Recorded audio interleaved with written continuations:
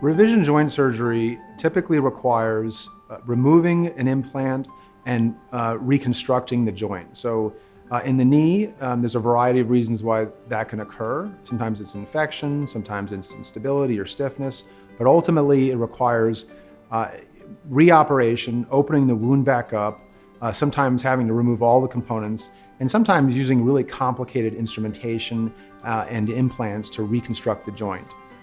For the hip, very similar. Oftentimes we use cementless implants in the hip. Sometimes we have to do osteotomies, basically cutting the bone in order to remove the implant safely without destroying bone that's really needed for future operations and future joint health.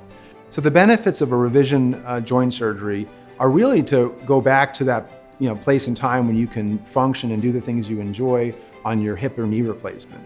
I mean, the reason why we do these surgeries to begin with is to get people back to doing those things that they enjoy, whether it's playing tennis, running, playing golf. If you can't do them, life is not so great. So sometimes, unfortunately, these implants fail and we have to redo them or revise them in order to get you back to your level of function.